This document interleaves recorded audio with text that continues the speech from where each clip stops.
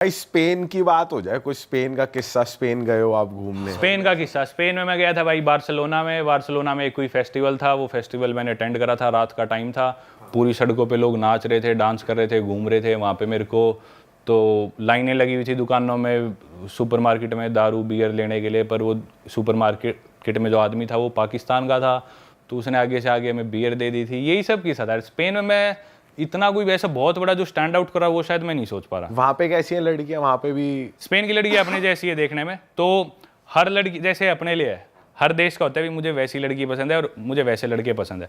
तो इंडिया में लड़कियों का जिक्र आती, रशियन लड़की इंडिया का ही है 6,000। हाँ 6,000 में नकली वाली, 16,000 में असली वाली। तो भाई उसी तरह स्पेन वालों का क्या है कि स्पेन की लड़की अपनी जैसी है, पर उनके जो लड़की है वो ऑलरेडी थोड़ी सी ना टैंड है, अपनी जैसी स्किन है, तो उनको ज़्यादा पसंद आते हैं डेनिश लड़के, जर्मन लड़के, डच लड़के, नीदरलैंड्स के। और जो स्पेन के लड़के हैं उनकी डिमांड है इटालियंस और स्पेनिश लड़के, क्योंकि वो टैंड है ना थोड़े, तो पूरे यूरोप में उनकी डिमांड काफ़ी ज़्यादा है। तो मैं मानता हूँ कि लड़के ज़्यादा सुंदर है स्पेन के, जो कि मानना जाता है। लड़कियाँ इतनी डिजायरेबल नहीं है जितने ज़्यादा लड़के हैं वहाँ के। लड़को इंडियन लड़के कहीं हैं कि जाएं तो भाई डिमांड, तकड़ी डिमांड? नहीं भाई सही बताऊं ना, स्टीरियोटाइप की बात करते हैं, एक्सेप्शंस आर ऑलवेज देयर। अपनी 150 करोड़ की पॉपुलेशन है, तो अपने जितने सुंदर लड़के इंडिया में होंगे इतने किसी देश में नहीं होंगे, क्योंकि इतनी बड़ी कंट्री है। लेकिन एक स्टीरियोटाइप बना हुआ है, हालांकि यू कांट स्टीरियोटाइप इंडियंस। अपन हर तरह के लोग हैं इंडिया में, अफ्रीकन से काला आदमी मिल जाएगा, अंग्रेज से गोरा आदमी मिल जाएगा। नहीं, मैं तो अपने जैसे लौंडों की बात कर रहे, जैसे आप हो। भाई आप तो दुनिया सिर पे ठा रखी है अपने, तो कोई दिक्कत नहीं है। भाई आपने तो खास लठ गाड़ रखे। मैं तो बोल रहा हूँ अपन एक कैटेगरी के है भाई। वही तो। अच्छा परमवीर भाई, आप लास वेगस भी गए हैं? लास वेगस नहीं गया भाई। अरे यार ये क्या हो गया यार? भाई मैं कैलिफोर्निया ही था, पिछले 20 दिन पहले कैलिफोर्निया ही था, और प्लान भी था लास वेगस, पर मैं गया ही। मैं सोचा चलो अगली बार जाऊंगा। या जा रखे हो और आप उस कहावत पे बिलीव करते हैं, whatever happens in Vegas stage in Vegas?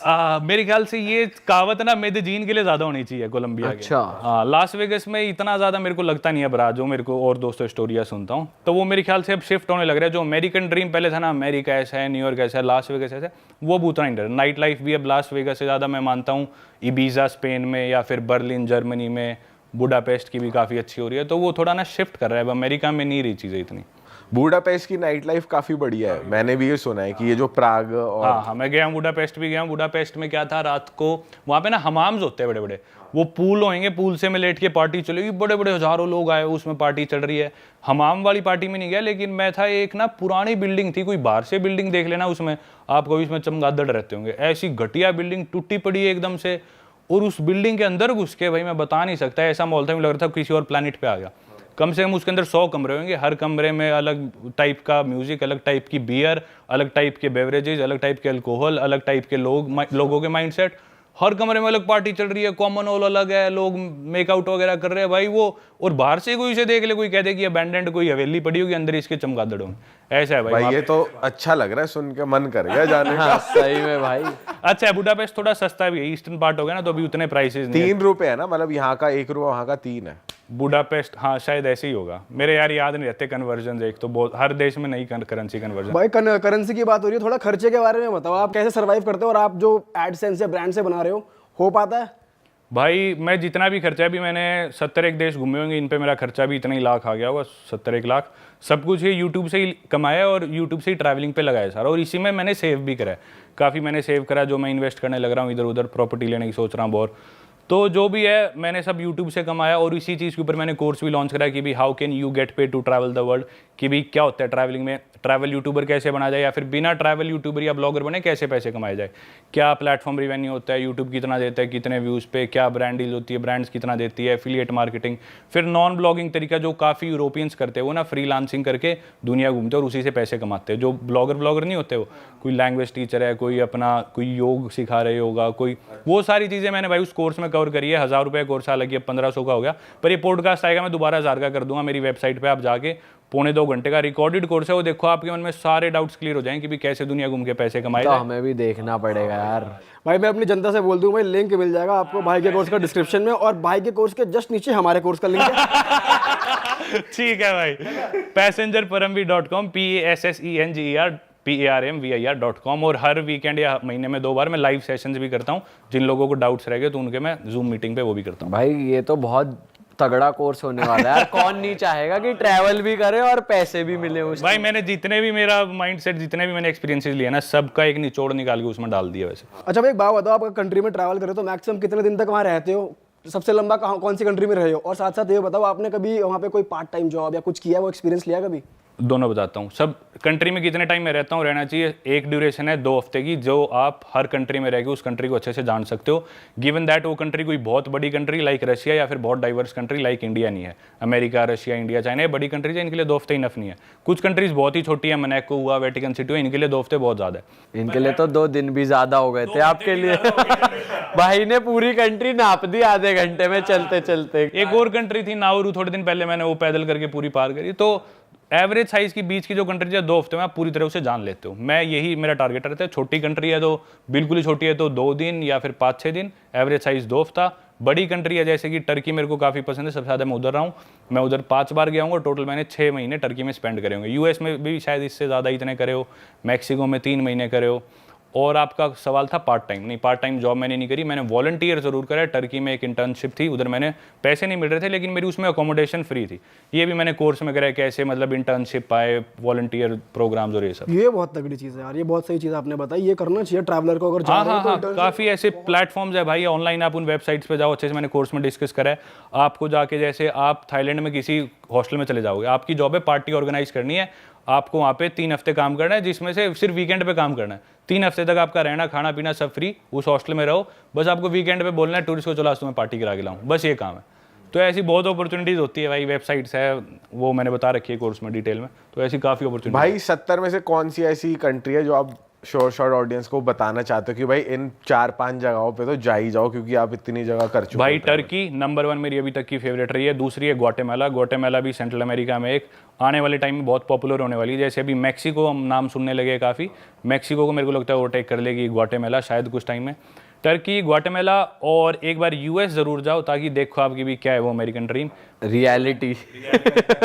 अच्छी चीज़ें भी है काफ़ी, पर पता होना चाहिए भाई जो वर्ल्ड का भी सबसे बड़ी इकॉनमी है वो कैसे ऑपरेट करिए, थोड़ा उस पर्सपेक्टिव से देखो। तो ये 3-4 देश काफ़ी अच्छे हैं जो शॉर्ट आप जा सकते हो। स्विट्ज़रलैंड और यूएसए, ग्वाटेमाला, टर्की, पोलैंड। भाई और स्पेसिफिकली अगर हम देखें ऑडियंस के लिए, पार्टी के लिए, या ये हम पर्सनली भी पूछ रहे हैं कि पार्टी लाइफ, नाइट लाइफ के लिए कोई टेक्नो पसंद है आपको? भाई टेक्नो हमें सब पसंद है, आप हमें नचवा लो, ताऊ हट जा, आप हमें नचवा लो। बस वो मेरे वाला हिसाब है। मेरा भी भाई बर्लिन जाओ। बर्लिन से ऊपर नाइट लाइफ मैंने नहीं देखी भाई अभी तक ज़्यादा डिटेल में। जब वहाँ विंटर्स होती है, जब वहाँ सर्दियाँ हो जाती हैं तो भी नाइट लाइफ ऐसी ही रहती है? थोड़ी कम होती है पर रहती है। समर्स में ऑब्वियसली पीक होता है, पीक सीजन है, पर विंटर्स में थोड़े से टूरिस्ट आपको कम मिलेंगे, लोकल आसपास के लोग ज़्यादा मिलेंगे, पर वैसी ही रहती है भाई। बहुत ज़्यादा बोल सकता हूँ मैं बर्लिन के ऊपर, उधर की नाइट लाइफ के बारे में, पर शायद टाइम इतना नहीं। तो आप बताओ ना कुछ की पॉइंट्स बताओ। चलो की पॉइंट्स बता देता हूँ। दुनिया का सबसे किंकीएस्ट जो क्लब है, किंकी मतलब अलग तरह की फैंटेसीज, वियर्ड चीज़ें जिसमें होती है, वो बर्लिन में। क्या थी सबसे वियर्ड? भाई एक जैसे क्लब है किटकैट, एक दूसरा है बर्गाइन, तो इन दोनों में ही बहुत मतलब आम आदमी जाके वो हैंडल नहीं कर सकता। अपन जैसे डार्क वेब है वैसे ही वो डार्क क्लब है, तो मतलब आम आदमी हैंडल नहीं करता। उधर जाने के लिए आपको एक्लिमेटाइज होना पड़ेगा पहले थोड़े से कम। मैं भी जैसे गया तो मेरा दोस्त है यहीं का, हरियाणा का, मेरा बचपन का दोस्त है, तो वो मेरे को पहले एक दिन ले गया रेगेटॉन क्लब में जिसमें स्पेनिश म्यूजिक बज रहा था। अगले दिन वो मेरे को एक उससे ऊपर में ले गया, फिर मेरे को ले गया वहाँ के एक टेक्नो क्लब में, फिर मेरे को लेके गया किटकैट में। तो किटकैट और बर्गाइन वो सबसे नेक्स्ट लेवल है, और उधर एंट्री होना ही बहुत मुश्किल है। एंट्री उधर अपने इंडिया की तरह नहीं कि भी स्टैग एंट्री नहीं, वो इस बेसिस पे होती है कि भाई ये अंदर का माहौल झेल सकता है क्या ये आदमी। अगर उसे लगता है कि ये नहीं झेल पाएगा तो वहीं से वापस भेज देंगे। तो उस क्लब की मालिक जो कि एक लेडी है शायद, और जो बाउंसर है मेन, वो क्वेश्चन करते हैं, कुछ भी क्वेश्चन कर लेंगे। अपन दोनों गए, अच्छा तुम दोनों दोस्त? वहाँ शुभम की डेट ऑफ बर्थ बता, शुभम कौन सी सिटी में पैदा हुआ था ये बता, और इसकी आईडी पे फिर वो मैच करेंगे, ये देखने के लिए असली में दोस्त है ही नहीं। कौन सा डीजे आज प्ले कर रहा है, उस डीजे के कोई और गाने बता, पहले कहाँ का प्ले करा है इसने, ये इस गाने के बारे में बता, कुछ भी पूछ लेंगे। और अजीब से अजीब कपड़े, मतलब मान लो कुछ कपड़े बीनी से लेके सिर्फ 2 सितारे पहन रखे हैं लड़कियों ने यहाँ, और आदमी मिलेंगे जिसने कुछ नहीं पहन रखा, सिर्फ यहाँ पे एक बेल्ट बांध के आए हुए नीचे, इसके अलावा कुछ, सिर्फ एक बेल्ट, लेदर की बेल्ट। और इनके कपड़े की भी अलग दुकानें हैं बर्लिन में, खूब सारी दुकानें जिधर इन क्लब्स के कपड़े मिलते हैं। तो आप अंदर गए थे? नहीं गए? मैं गया था क्योंकि संडे था उस दिन, तो संडे को चांसेस थोड़े से ज़्यादा होते हैं। फ्राइडे सैटरडे लगती है वहाँ लाइन, 7-8 घंटे की लाइन। पार्टी शुरू होती है फ्राइडे की शाम को, मंडे की सुबह तक पार्टी चलती है। 3 दिन लोग अंदर पार्टी करते हैं, सीधा मंडे को निकलते हैं वहाँ से बाहर। तो मैं संडे को गया था, संडे की लाइन थोड़ी छोटी थी, तो मैंने क्या करा, मैं पहन गया काले रंग की बनियान, काली पैंट और काले बूट, वो मेरे दोस्त ने मेरे को दे दिए, और मैंने सिल्वर कलर की चेन पहन ली। तो मैं थोड़ा ब्राउन था, एक तो सारे गोरे थे, तो मैं थोड़ा अलग स्टैंड आउट कर रहा था, तो और मैं गैंगस्टर सा लग रहा था। तो वो बोले आ जाओ मेरा। अंदर जाते ही कोई रिकॉर्डिंग वगैरह इंटरनेट पे आपको उसकी कोई फोटो नहीं मिलेगी, आपका फ़ोन पकड़ के जब्त कर लिया जाएगा। एक आधे क्लब्स में पूरे फ़ोन पे टेप बांध देते हैं, जब आप निकलोगे तब वो टेप खुलवानी है, उससे पहले आप नहीं खोल सकते। अंदर भाई वही डार्क रूम्स वगैरह होती है, अलग अलग तरह की वियर्ड से वियर्ड चीज़ें, मतलब सारी तरह की सेक्सुअलिटीज़ के लोग आते हैं, मतलब ऐसे ऐसे बुड्ढे भी कहीं आएंगे। मतलब इतने खुला चल रहा है वहाँ पे सब? बिल्कुल खुला भाई, बिल्कुल सब खुला, सब चीज़ें ओपन में हो रही है। क्लब है, वो स्विमिंग पूल है, उस पूल में ही ड्रग्स चल रहे हैं, पूल में ही लोग मेकआउट वगैरह कर रहे हैं, सेक्स कर रहे हैं। बट वो अनसेफ नहीं है, ऐसे लाइफ थ्रेटनिंग तो नहीं है? नहीं नहीं नहीं, बहुत ज़्यादा मेरे पास इतने लोग आए भाई, मैं तो जिस तरह भाई वो लड़का वहाँ पे रहता था, उसे बर्लिन में 2 साल हो चुके, वो भी जाके सहम गया था भाई क्या होने लग रहा है। मेरा हाल तो सोचो, मैं तो ट्रॉमा में चला गया था, मैं क्या देख रहा हूँ, मेरे को होश नहीं था। मैंने तो फ़ोन में मेरे उन्होंने टेप बांध रखी थी, पर मैंने मैसेज करा मेरे दोस्तों को, भाई मैं ट्रॉमा में आ गया, मैंने ऐसी दुनिया देख ली, मैं कल तुम्हें फ़ोन करूंगा, और मेरा फ़ोन ना है तो समझ लेना मैं हार्ट अटैक से मर गया, ऐसी जगह Shit भाई।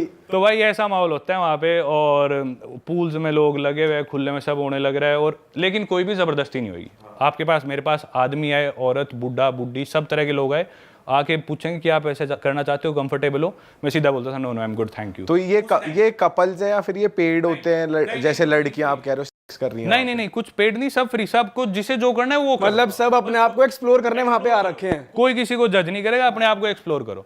बुड्ढे आएंगे कई तो इतने तैयार हो गए जैसे अपनी बुड्ढी से मिलने जा रहे हैं, पर कुछ नहीं, वो ऐसे निकलते हो क्या क्या फैंटेसीज कर रहे होते हैं अंदर। मतलब बर्गाइन में मैं नहीं गया, पर मैंने सुना है उसमें एक ना शिट रूम भी है, उसमें टट्टी करते हैं लोग, उससे उन्हें प्लेजर मिलता है। पूरा तेरी यू क्या सीन है भाई? भाई ऐसे ऐसे, अब अपने को देख, टट्टी कर रहे हो भाई, बताओ। अपने को सोच के ऐसे लग रहा है, तो वहां देखो ये चीज तो कैसा लगता हो सोच। वो भाई बहुत ट्रॉमेटिक होता है नए आदमी के लिए। मैं इतनी दुनिया और भाई वहाँ पे वो कैसे हैं स्ट्रिप क्लब्स, अगर आप गए मैं हो? स्ट्रिप क्लब नहीं गया भाई। चलो कोई दिक्कत नहीं, ऑफ कैमरा बता देना। चलो भाई इस पॉडकास्ट को ना खत्म करने से पहले एक चीज भाई बहुत सारी बातें हैं वैसे हमारे भाई पास। एक पार्ट 2 तो बनता है। ऑडियंस प्लीज कमेंट करो यार आप, क्योंकि भाई इससे पहले नेक्स्ट ट्रिप पे निकले, फटाफट कमेंट कर दो अगर आपको पार्ट 2 चाहिए, तो भाई मजा आ जाएगा। भाई इससे पहले हम पॉडकास्ट खत्म करना, एक चीज और बता दो, जो अपकमिंग ट्रैवल ब्लॉगर्स है ना, उनको आप क्या टिप्स दोगे, प्रो टिप्स फटाफट से बता दो। भाई प्रो टिप्स ये है कि भी स्टैंड आउट करो, जो सारी जनता कर रही है वो ना करो, थोड़े से उनसे आइडियाज लो और उसमें अपना एलिमेंट ऐड करो, थोड़ा स्टैंड आउट करो, चीजें डिफरेंट बनाओ। ऐसी जगह जाओ जो थोड़ी कम एक्सप्लोर्ड हो, या ऐसी जगह जा रहे हो जो बहुत एक्सप्लोर्ड है जैसे कि थाईलैंड, दुबई, तो उसमें अपना फैक्टर ऐड करो, कोई नई चीजें दिखाओ।